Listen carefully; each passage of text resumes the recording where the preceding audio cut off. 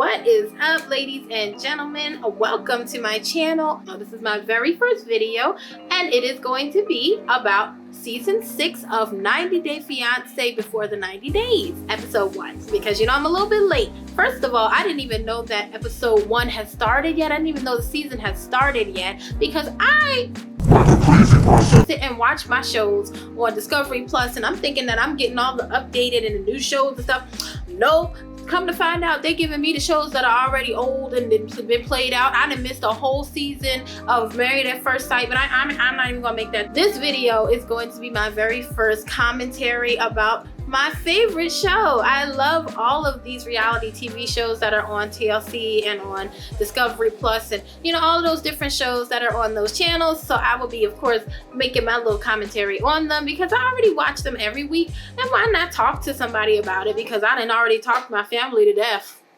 So anyway, so I want to make sure that I let you guys know that there's going to be spoiler alerts for all of the episodes that I discuss in these videos. So if you're not interested in having spoiler alerts, or you have not seen the show yet, I would not suggest you watch this video until after you watch it. So go watch it now. Let's get right into it. So before I even start telling you guys my little opinions about how this first episode went, I want to make a little wager with you guys. So what you'll learn about me being here, I like to up the ante, or like make things a little bit interesting. Okay, so what I want to do is make a bet as to which couples do you guys think will be successful. Okay, so that's the first thing, and who is happy when we finish the season.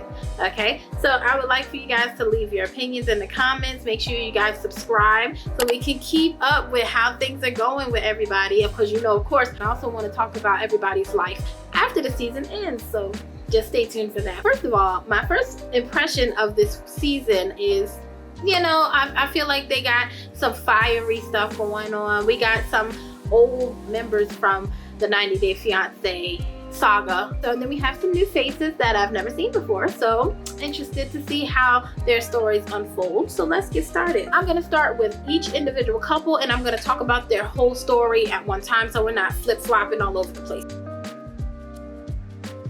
The first couple that I'm going to talk about is Amanda and Razvan. Okay, so Amanda is 31.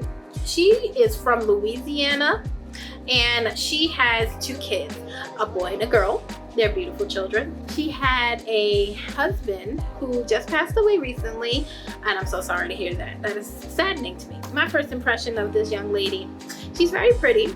However, I noticed that she is a little bit of a crier. Okay, so for those of you who are familiar with Married at First Sight, we had Justin. If y'all have watched Married at First Sight, I think it was season 15. It had Justin on there, Justin and Alexis, Mr. Crier. He cried about everything, every episode. He was crying and had tears coming down his face, and he was just so emotional. So what I'm noticing from this first episode so far is that Amanda is a little bit of a crier, and in every other scene I'm seeing this girl with tears in her eyes. I'm just saying, nothing wrong with crying, but every other scene that she's in, she cried. Okay, so like I said, she's 31. Her fiance's name is Razvan. He's 26 and he's from Romania. They met on TikTok. They've been having conversation back and forth, and they've only been dating about 4 months. I'm not exactly sure how long her husband has been dead, but she's been dealing with grieving from that. So I think what she's doing is trying to fill the void with the relationship that she has with Razvan. And so far from what I'm seeing, they have had a lot of turbulence, because her sister is very concerned about their relationship. I feel like she feels pretty much the same way I feel, that they're kind of rushing in, trying to create something too quickly. She's rushing in primarily because she's emotional, and she's trying to deal with that pain by, I guess, filling the void with somebody else, and also finding someone, I guess, that can be a father figure for her children, which I can understand. But you don't want to rush those kind of things, because once you bring your children into the mix, it becomes very messy. Okay, but she mentions that she is considering getting engaged to this man after their trip. When she has her trip there, if everything goes well, her sister's like, what are you talking about getting engaged? Y'all ain't even been talking that long. Y'all only been talking for like 4 months. What are you doing? Yeah, that's a concern. That's a red flag to me that she's rushing in that quickly. That's just my opinion. The next couple that I want to discuss is one of my favorite couples from 90 Day Fiance saga.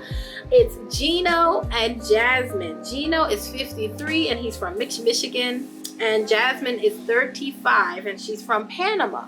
These two are a crazy dynamic. Okay, first of all, I've been feeling some type of way about Gino for a period of time. Okay, their relationship first of all, I guess I should roll it back. Let me start with the stats about them. Okay, Gino has been on the show before with Jasmine.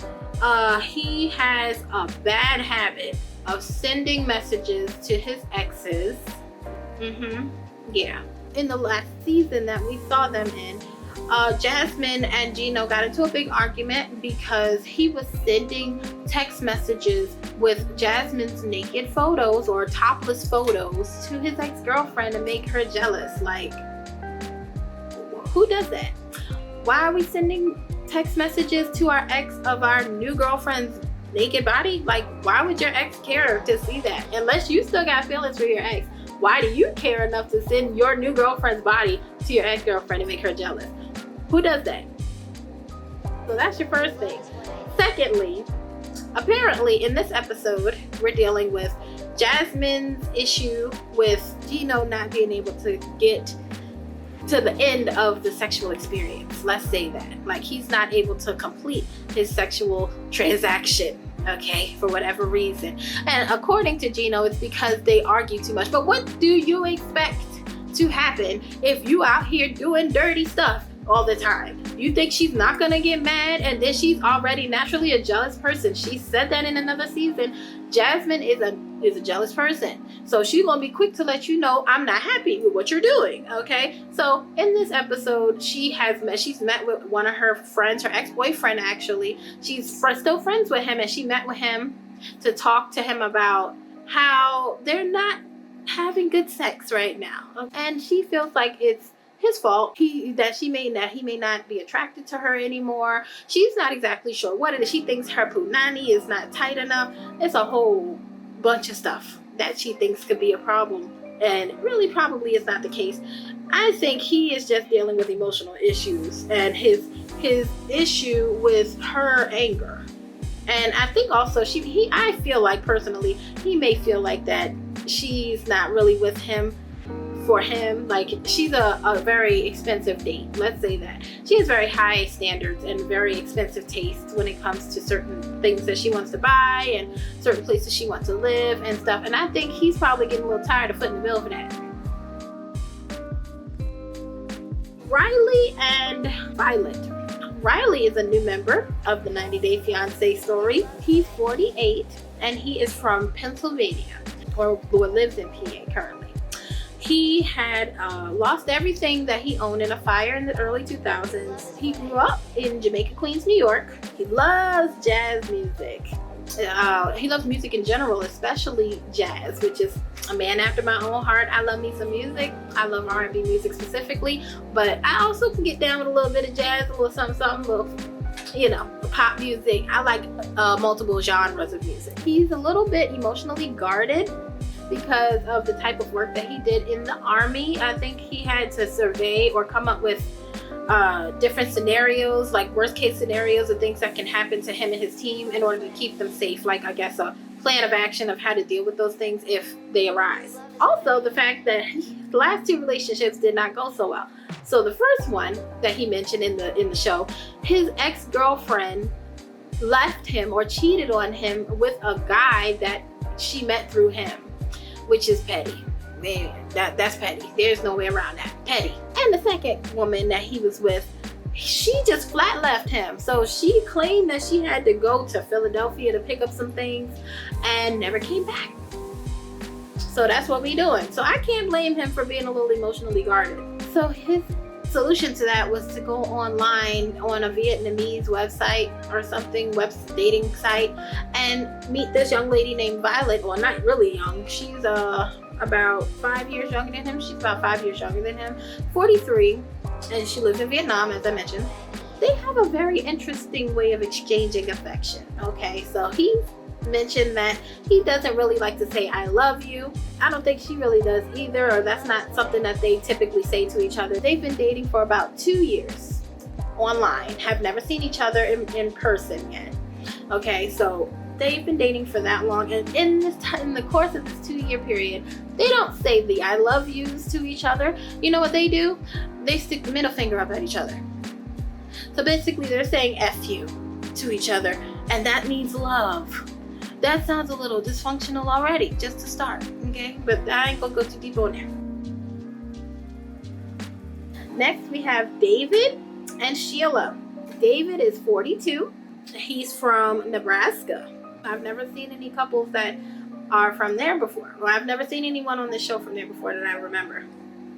I haven't seen every episode, so I'm gonna put that out there. I can't remember every little thing, but I don't recall seeing anybody from Nebraska, so that's different. And Sheila, who is 31, she's from the Philippines. David is a unique cast member this season because he is literally completely deaf. He cannot hear anything.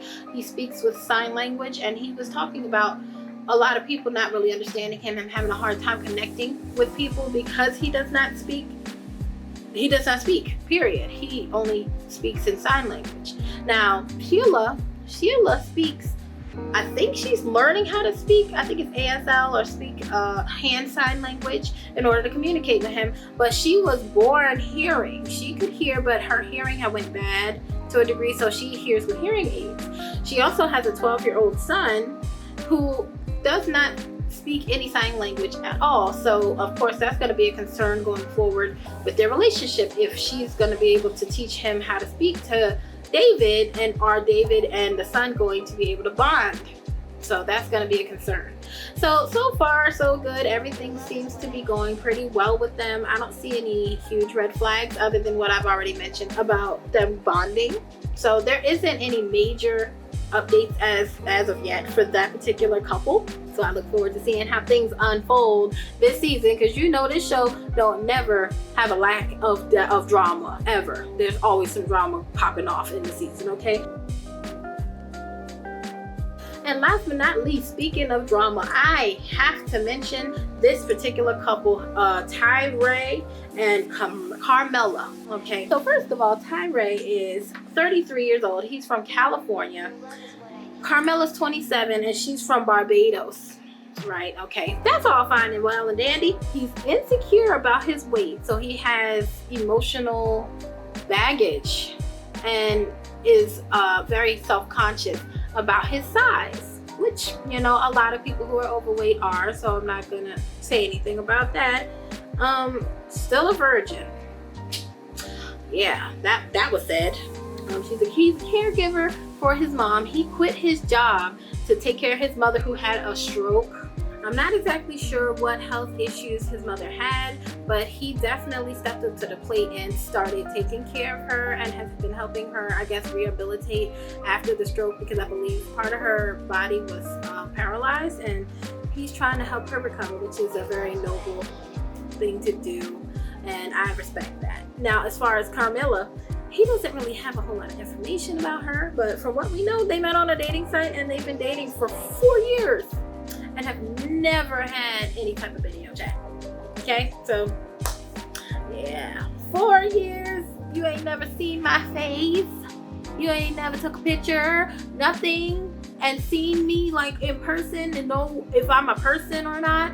Okay, that's your first red flag. So we see that he's talking about how in love he is with her, and that's gonna be the one that he marries, and he really can't wait to see her. He's supposed to be trying to catch a flight to see her. Apparently he asked her to video chat before, but she never responded, so he just never asked again. That wouldn't have been acceptable for me. But yeah, I don't know if he sent any money to her. I really hope not. But funny thing is, at the end of the show, the producers tried to contact Carmella in order to, I guess, get information from her about, you know, her portion of the story, and just, you know, talk to her so that she could be a part of the show. Come to find out, she's not even a real person. Whole time, Tyray's been being catfished for 4 years straight. Has been catfished. Yeah. So unfortunately, if you guys in the beginning of this video, if you guys thought that that particular couple may last, you might as well wipe that one out your memory, because they're not even really a couple. He's not. That's a whole man. So Carmella is a man pretending to be a woman in love with Tyray, which is very petty. That's messed up. Now, only reason I could see him doing that, this man doing that to Tyray, is to eventually try to get money out of him, I would assume, because I don't think he thinks that they're actually going to stay together if Tyray actually finds out who this man is. So I can't imagine why else he would be masquerading as a woman unless he wants money. Okay, so at the end of the episode, it shows Tyray trying to get in contact with Carmella or Carmella's the person that is pretending to be Carmella. He's trying to get in contact with him to, I guess, ask him why he did it. And, you know, I don't know what he's going to ask. Honestly, I would like to know, because that's what this next episode is going to be about. So this is just really an introductory episode to give you an idea of who all is going to be on the show. I think there's a couple more couples that will be joining the show, so we'll find out more information about them in the next episode. But so far, I mean, my personal opinion, I don't see any of the couples having long-term relationships, from my own personal opinion, because I've been watching this show for a long time. I don't see a long-term relationship with any of these couples so far that have been shown to us. I might be wrong. Hopefully these are successful. We'll see. I guess we'll have to wait and see, right? So I guess I'll catch you guys in the next video. Make sure you subscribe, like this video, and stay tuned so we can find out more information as it becomes available. Until then, I'll catch you in the next one. Bye.